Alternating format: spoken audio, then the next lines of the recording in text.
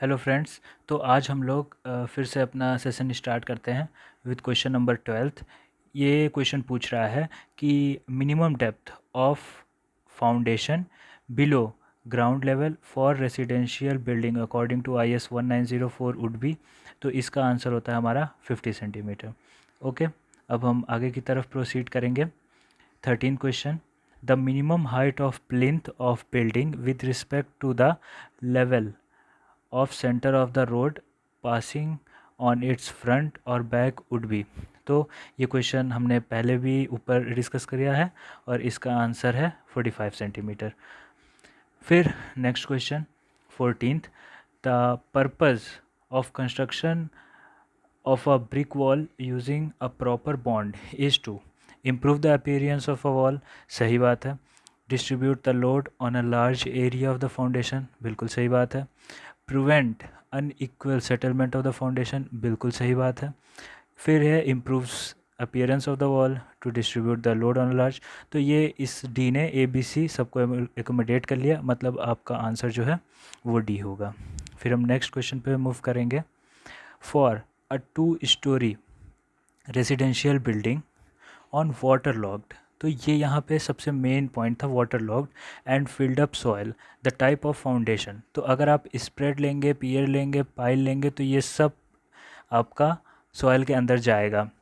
तो हम यहाँ पे इन्वर्टेड आर्च टाइप लेंगे, ऐसे वाला कि ये जो वाटर लॉग्ड एरिया है इसको ये सरपास कर जाए, तो हमारा जो फाउंडेशन है वो फेलियर से बच जाएगा। तो इसका आंसर हुआ डी, इन्वर्टेड आर्च टाइप।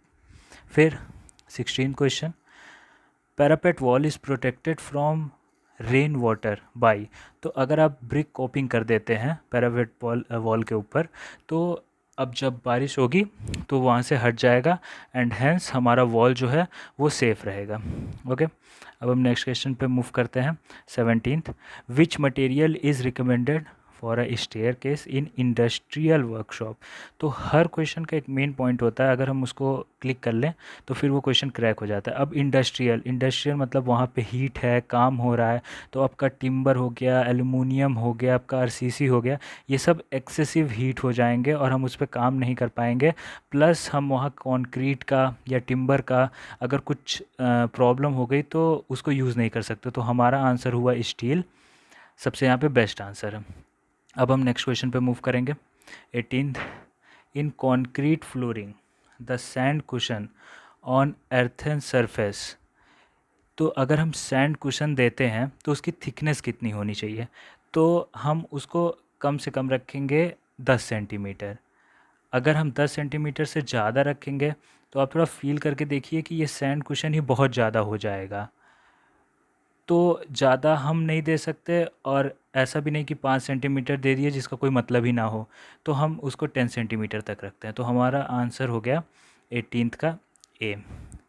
फिर 19th, in stucco plastering for finish coat the mortar is made up of. तो अब जैसे इन सबको याद करने में हम लोग को बहुत दिक्कत आती है, तो सबसे पहले तो इतना जान लीजिए, सब ऑप्शन भी सेम है कि इसमें सीमेंट और सैंड का ही मिक्सचर होता है, तो वो स्टीको प्लास्टरिंग उसको कहते हैं। अब क्या ले, 1:4, 1:3, 1:2, 1:1। तो आप बस याद करने के उससे देख सकते हैं कि एस और सी ऑलमोस्ट सिमिलर दिखते हैं, तो यहाँ पे 3 है, तो हमारा जो आंसर होगा वो होगा 1:3। सीमेंट सैंड लेंगे हम लोग। वैसे तो याद करना है, बट एक ये याद करने का तरीका हो सकता है। 20th question, a brick masonry bond consisting of alternative course of header and stretcher. तो अभी हम लोग ने ऊपर डिस्कस किया था कि इंग्लिश बॉन्ड और फ्लेमिश बॉन्ड में क्या डिफरेंस होता है। तो अगर आपका ऑल्टरनेट में एक में ऐसे स्ट्रेचर लगा हुआ है, स्ट्रेचर ही स्ट्रेचर, और एक में ऐसे हेडर ही हेडर लगा हुआ है, तो अगर ये सब हेडर हैं आपके स्मॉल स्मॉल और ये जो है हमारा वो है स्ट्रेचर, तो ऐसा क्वेश्चन में डिमांड कर रहा है कि एक कोर्स में आपका स्ट्रेचर ही स्ट्रेचर लगा हुआ है और एक कोर्स में आपका हेडर ही हेडर लगा हुआ है, तो उसे कौन सा बॉन्ड कहते हैं? तो उसे हम लोग इंग्लिश बॉन्ड कहते हैं। जो सब पूरा हेडर ही से बना हो, सिर्फ हमें 100 mm ही सामने दिख रहा हो तो उसको हम हेडर बॉन्ड कहते हैं। जिसमें सिर्फ ऐसे स्ट्रेचर स्ट्रेचर एक दूसरे के ऊपर भी स्ट्रेचर ही लगा हो तो हम उसे स्ट्रेचर बॉन्ड कहते हैं। ओके। और अगर हमारे पास दोनों ही एक ही कोर्स में दोनों हो कि पहले स्ट्रेचर लगा हो फिर हेडर हो फिर स्ट्रेचर हो फिर हेडर हो, मतलब आपका स्ट्रेचर हो हेडर हो स्ट्रेचर हो हेडर हो, तब हम उसे क्या बोलते हैं? फ्लेमिश बॉन्ड बोलते हैं। तो जो क्वेश्चन ने पूछा था उसके अकॉर्डिंग हमारा जो आंसर होता है वो होता है इंग्लिश बॉन्ड। अब हम नेक्स्ट में जाएंगे। Herring bone bond is commonly use for, तो हम जो हेरिंग बोन करते हैं वो यूज़ करते हैं ब्रिक पेविंग में। तो आप इसको ऐसे याद कर सकते हैं, याद करने का तरीका आपको याद ही करना पड़ेगा कि जो बोन्स होता है वो हम लोग किस में डालेंगे। अगर हम लोग किसी के बोन्स छुपा रहे हैं तो थिक वॉल में, तो हमने क्राइम पेट्रोल सबने देखा हुआ है, थिक वॉल में तो डालते नहीं है, पार्टीशन वॉल में कहाँ डालेंगे। फुटिंग इन फाउंडेशन करेंगे तो आपका तो स्ट्रक्चर ही गिर जाएगा पूरा का पूरा, आप फाउंडेशन में पूरा फुटिंग तक चले गए हैं। तो हम ब्रिक जहाँ पे हमारे सामने जो लगा रहता है उसकी जो पेविंग रहती है उसको हटा के उसमें डाल देंगे बोन। तो जो हमारा आंसर होगा वो होगा brick paving herring bone bond is commonly used for. फिर next question, marble chips is colour cement forming the floor covering material. तो ये मोज़ैक भी होता है और टेराजो भी होता है, लेकिन जो हमारा बेस्ट ऑप्शन है इसमें वो हमारा है टेराजो। ओके। अब हम नेक्स्ट क्वेश्चन में मूव करेंगे। 23, इन ब्रिक कंस्ट्रक्शन गॉजिंग का मतलब ही होता है दो चीज़ का मिक्सिंग। तो हम ऑप्शंस देख लेते हैं। The process of mixing various constituent of plaster, बिल्कुल सही बात है। Process of roughing the ground to provide suitable bond, कोई मतलब नहीं। Process of scaling away patches, कोई मतलब नहीं। रिफ्लेक्शन, कोई मतलब नहीं। So we got our answer, we should move forward with 24th question, brick masonry should not be raise in a one day. अगर हम लोग जैसे कि अपने ब्रिक का घर बना रहे हैं तो कितने ऊंचाई तक उसके बाद हम और ब्रिक एक दिन में नहीं लगाना चाहिए, वो है 1.5 मीटर, उसके बाद वो स्टेबल नहीं रहेगा। 25th क्वेश्चन देखते हैं। For a story residential building on a water locked and filled up soil, ये क्वेश्चन अभी जस्ट ऊपर आया था, तो इसका भी आंसर जो हम लोग देंगे वो होगा इन्वर्टेड आर्च टाइप। फिर नेक्स्ट क्वेश्चन पे मूव करते हैं। 26, in concrete flooring the sand cushion, ये भी हमने अभी किया, तो यही फ़ायदा होता है प्रीवियस ईयर लगाने का, क्वेश्चन रिपीट करते हैं और अभी भी आज के सिनेरियो में भी ये पुराने क्वेश्चन रिपीट करते हैं, तो उसका आंसर होगा 10 सेंटीमीटर। फिर हमारा नेक्स्ट क्वेश्चन है 27, the size of step commonly adopted for residential building. तो ये जब मैं इंटरव्यू देने गया था पॉलिटेक्निक लेक्चर का, तो इसमें भी ये क्वेश्चन पूछा हुआ था कि आप रेसिडेंशियल बिल्डिंग और पब्लिक बिल्डिंग के जो स्टेयर्स का राइज और थ्रेड होता है वो क्या होता है। तो जैसा कि हम लोग जानते ही होता है हमारा राइज़र और ये वाला पार्ट कि कितना ऊंचा उठा है, ये राइज़र होता है, और ये जो होता है कि कितने स्टेप की विड्थ है, इसे हम थ्रेड बोलते हैं।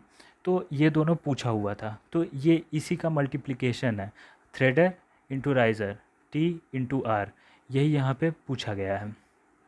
तो हमको ये पता है कि जो रेसिडेंशियल बिल्डिंग होती है हमारे पास, रेसिडेंशियल बिल्डिंग, और एक होती है पब्लिक पब्लिक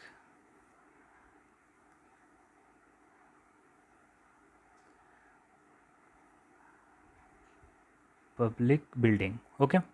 तो जो हमारा राइज़र होता है और थ्रेड होता है, तो जो राइज़र होता है वो थोड़ा रेसिडेंशियल बिल्डिंग में ज़्यादा होता है और पब्लिक बिल्डिंग में कम होता है। तो पब्लिक बिल्डिंग में होता है 120 से 150 और रेसिडेंशियल बिल्डिंग में होता है 150 से 180।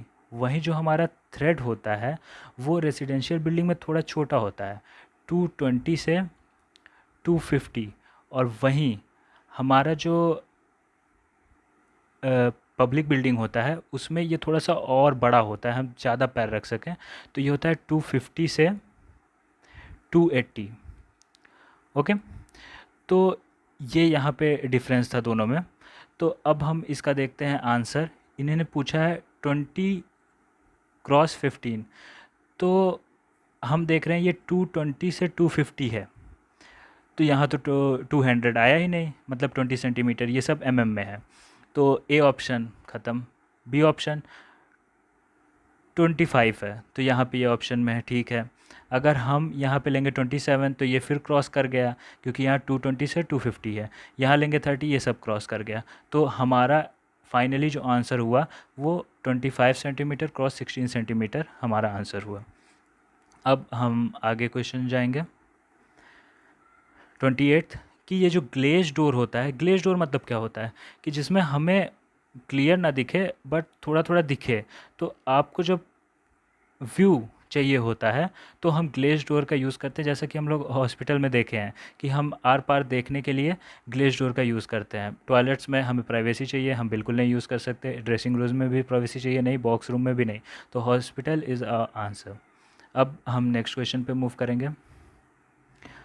For pointing for masonry joint should be raked out of depth. तो हम यहाँ पे इतना ज़्यादा नहीं निकाल सकते, हम सिर्फ 5 से 10 mm ही वहाँ से रैकिंग कर लेंगे और फिर अपने जो आगे का काम है उसको कंटिन्यू करेंगे।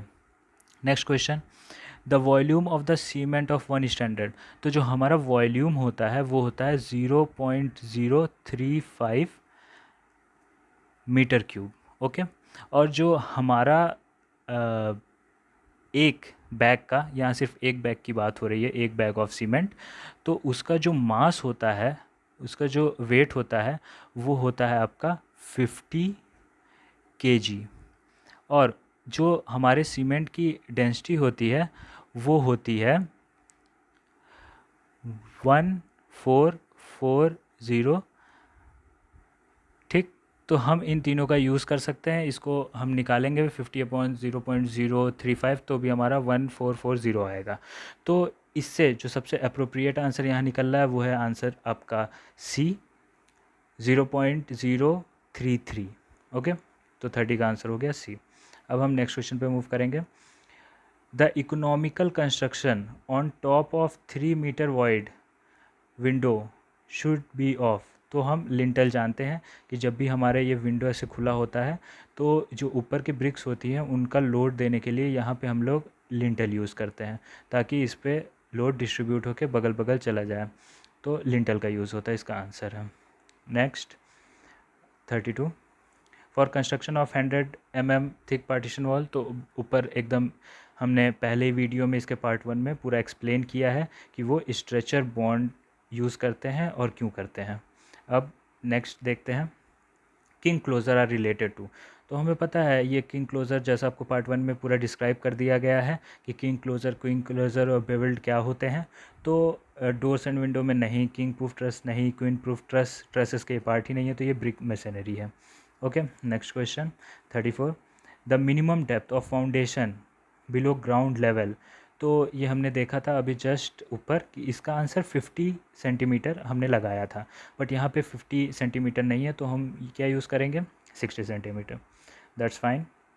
Next question, the minimum height of plinth of building with respect to level centre. तो फिर वही प्लिंथ की हाइट पहले से पूरा डिस्कस्ड है पार्ट 1 में कि 30 centimetre cup, 60 centimetre cup, 45 centimetre जो हम मैक्सिमम यूज़ करते हैं वो इसका आंसर है।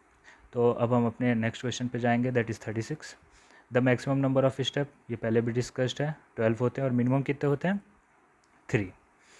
अब 37 की common brick required for 1 metre cube. तो हमें सारी स्पेसिफिकेशन पता है।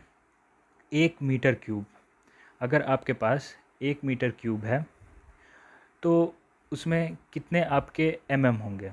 तो आपका 1 इंटू 10⁻³ का होल पावर 3, इतने आपके क्यूब हैं।